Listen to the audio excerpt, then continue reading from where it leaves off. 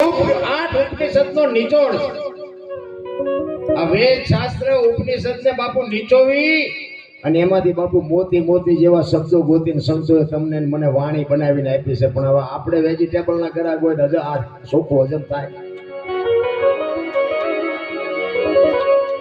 વાણી તો બાપુ વાણી છે, શબ્દની ચોંટ લાગી જાય.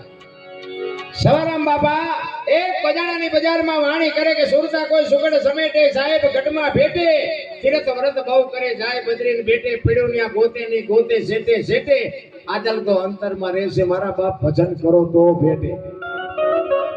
આ એક શબ્દ બાપુ જબુમાનું કાળજું ફાડી નાખ્યું. એક વાણંદની દીકરી બજાણાની બજારમાં સવારામ ભગત પીપળી ઈ બજારમાં ભજન કરે છે અને જબુમાં એના કરે ઉભા હુતા હુતા ભજન સાંભળ્યો અને એને એમ થયું કે આ મને જ કહે છે. જો કે વાણી છે ને બેઠા છે ને બધાને લાગુ પડે એ તો લે નો લે એની મુબારક એની મોજ. જબુમાં એમના પિતાજીની રજા લઈ અને સવારામ બાપા પાસે જાય અને કીધું કે બાપુ મને આ માર્ગ બતાવો, મને કંઠી બાંધો. કદી સવારામ બાપા કહે છે કે ભાઈ મારું કામ નહીં, હું કોઈ ચેલા કરતો નથી, મને આમાં કઈ ખબર પડતી નથી. પરીક્ષા કર્યા વગર બાપુ કોઈ કંઠીઓ જ નથી બાંધી. અત્યારે આવ્યા નથી ગાળિયા નાખ્યા નથી, આવ્યા નથી ગાળિયા નાખ્યા નથી.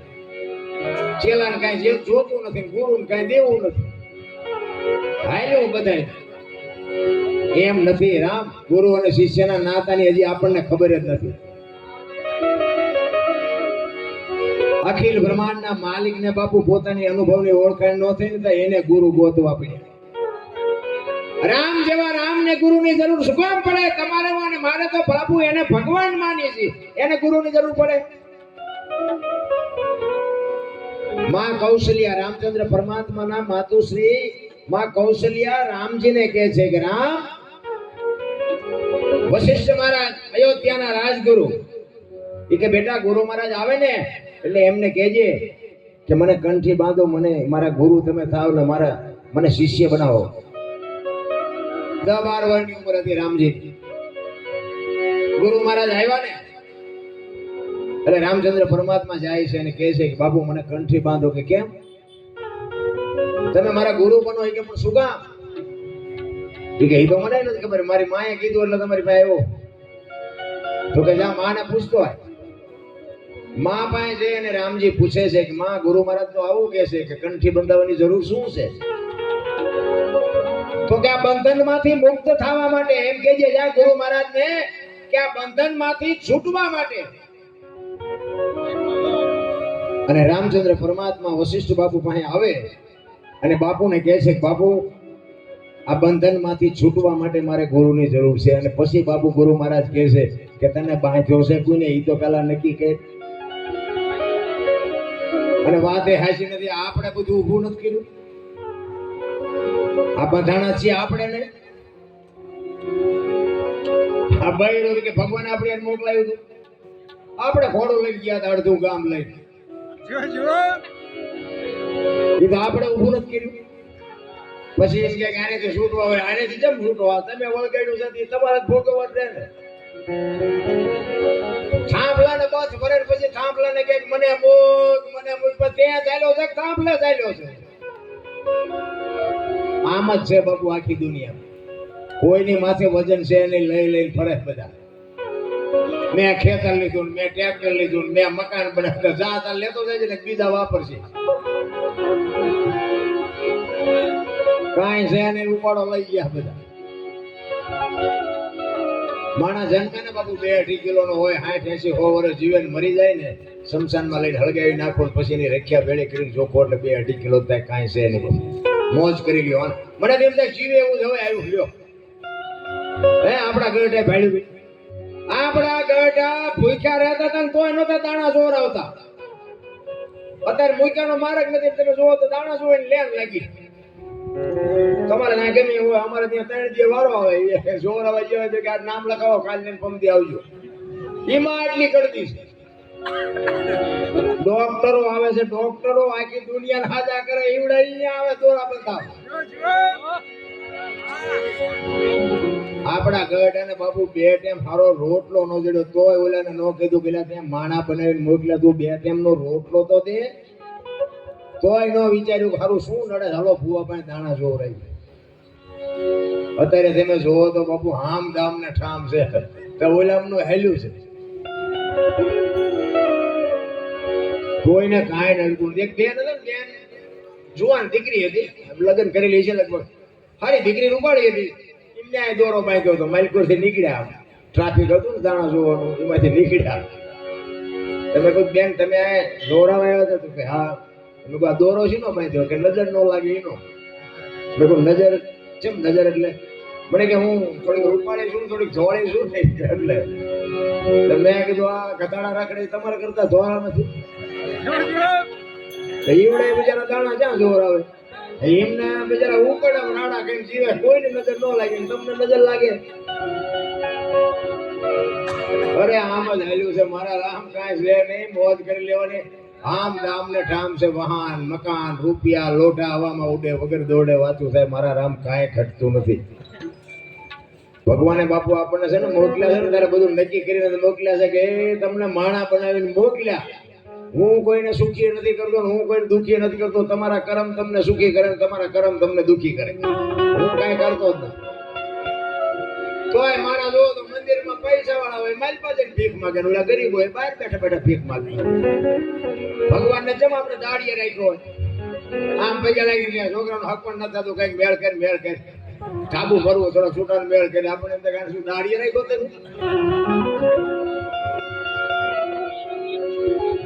કઈ છે નહીં.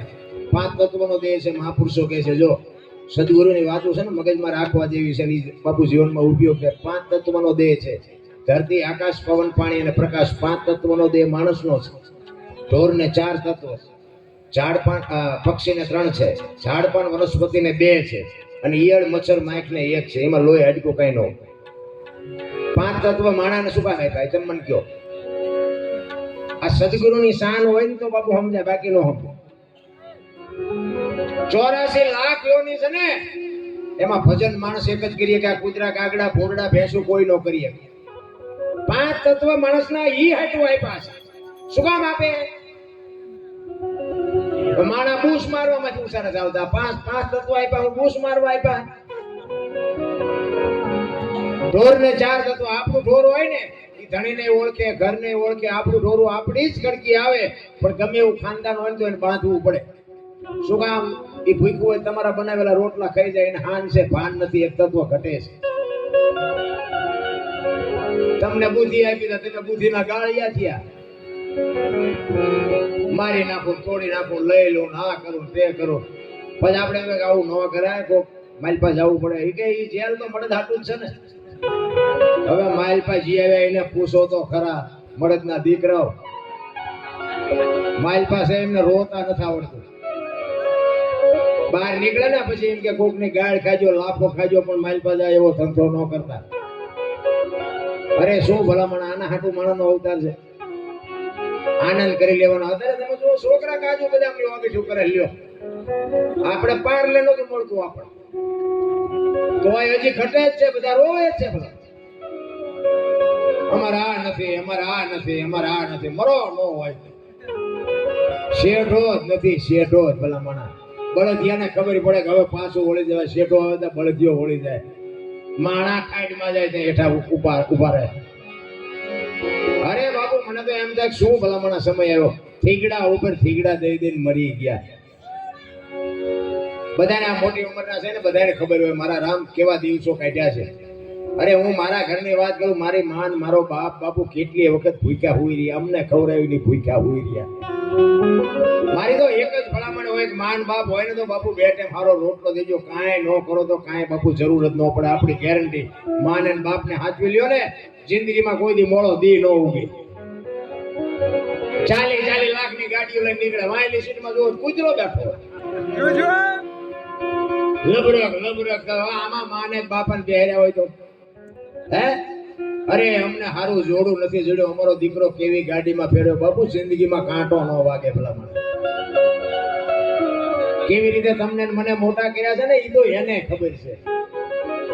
અને એમાંય માનું પદ છે ને બાપુ ટોચનું છે. બેનો દીકરી છે ને ખાસ કહું કે સંતાનને સંસ્કાર આપજો.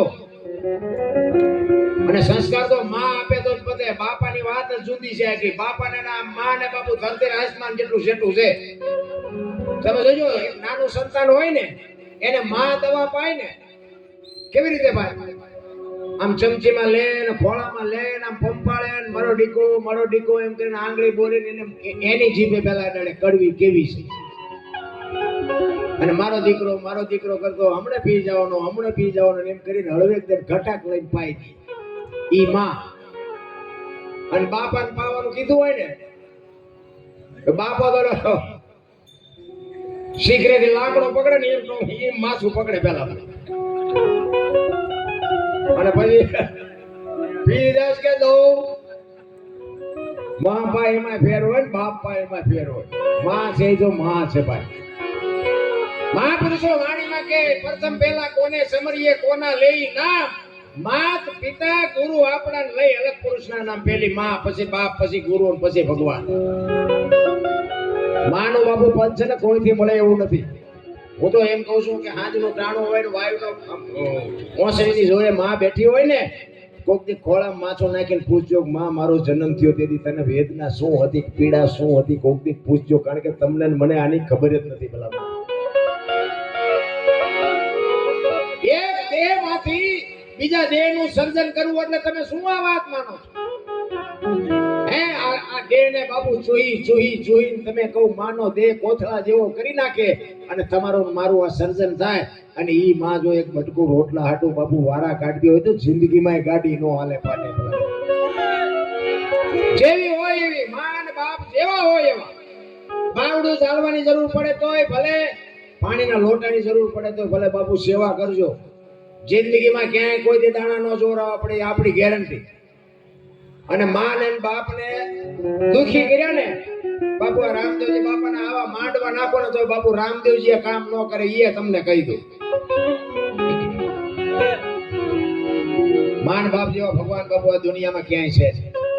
એક ભલે દુનિયામાં તમે હરો ફરો મોજ કરો, જાઓ વાપરો, જ્યાં દાન દેતા હોય દિયો, મંદિરે જાઓ, જે કરતા હોય, પણ આ ચૂક્યા ને ક્યાંય બાપુ ચોપડે નહીં ચડે. લખવું હોય તો લખી લે. અત્યારે બધાને આમ દામ ને ઠામ છે પણ માલપા ફડકા જેવા બધાય. માલપા કોઈ હક નથી. 80% માણા દવાઈ ઉપર છે. લ્યો બોલો રોજ કે મારે એક ટીકડી ખાવી પડે ને મરે. આપણા ગરડાને કાંઈ જોતું તું શું કામ? મા બાપ ની બાપુ પુનઃ હતી એટલે કઈ ટીકડી નોટ લેવી પડે. અને અત્યારે તમે જુઓ માન બાપ જ નથી ગમતા. એક ઘર હોય, બે છોકરા હોય, બે છોકરાની વહુ હોય, મા બાપ હોય, છોકરા હોય, બાપુ ઈમાં આખી જિંદગી કાઢી એવડા ઘરમાં. અને આપણો ઉછેર કર્યો. 3 માળના મકાન હોય, એક હૂતો હૂતી બે હોય, બોલો એમાં મા બાપ નથી પોહાતા. તમે જોવો તો વૃદ્ધા આશ્રમમાં જે હમાતા નથી. આપણે એમ દેખ બળદિયાના માજન હોય, માણાના માજન હોય. આ માજન જ કહેવાય. આમાં બીજું શું કહેવાય? માજનમાં ઢોરા પૂરે એમ ગઢ પૂરી આવે. બોલો મા બાપ જેવો બાપુ આ દુનિયામાં કાંઈ છે? ભજન કરો, ભક્તિ કરો, સદગુરુ કે માર્ગે હાલો, મા બાપ ની સેવા કરો, વ્યસનથી થોડાક દૂર રહ્યો, ભાઈઓ કુટુંબમાં મેળ રાખો, કોઈ દી કાંઈ દાણા ન જોરાવો. મને તો એમ થાય ઓલા કાગળિયા વીણતા હોય ને એની પાસે 20,000 ના મોબાઈલ. મને તેમ થાય ઘરું જીવ એવું આવ્યું હોય કઈ. હવે આમાં જીવતા ન આવડે તો આટો છે એવું નથી લાગ્યું. એમ વાણીમાં તમને મને બાપુ આ કર્મ ની વાત કરી છે. કબીર બાપુ વાણીમાં કહે છે કર્મ ની બાપુ કોઈને ખબર જ નથી. બધા વાતું ભલે કરે. મારા જેવું હાથું તમને કોઈ નહીં કહે.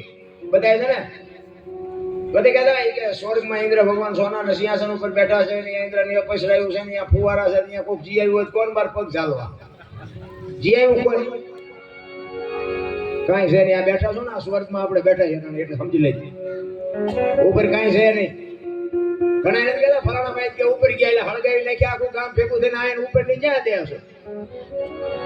ઉપર કાંઈ છે નહીં. સ્વર્ગ પર છે જ નહીં. આર્યો ની સ્વર્ગ છે. બાકી બધું ડીકો ડીક હાલે છે. ત્યાં સ્વર્ગ છે, ત્યાં આમ છે, ફલાણું છે.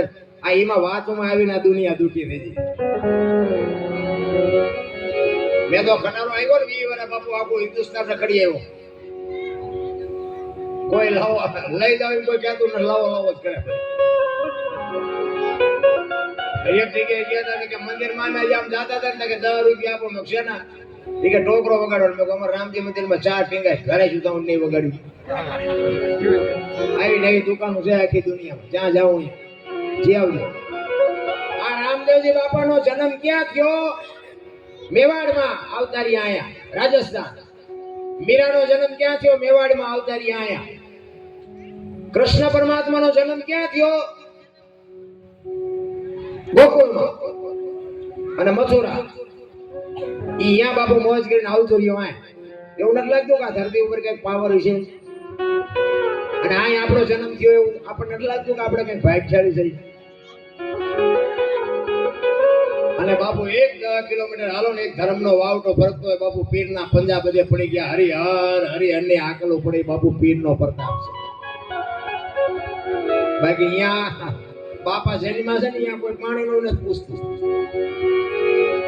આ પીરના પંજા છે આપણે આ કચ્છ કાઠિયાવાડ સૌરાષ્ટ્રની ધરતી છે ને ત્યાં બાપુ પીરના પંજા છે કે હજારો માણા રોટલા ખાય કોઈએ ન કીધું કે અમને ખાવા ન મળ્યું આ પીરનો પ્રતાપ છે પછી કોઈ પણ દિહાણ જગ્યામાં તમે જાઓ અને ગમે ત્યારે ગયા હોય બાપુ તમને હરિહરની આકલો સંભળાય ધર્મના વાવટા ફરકે આ છે શું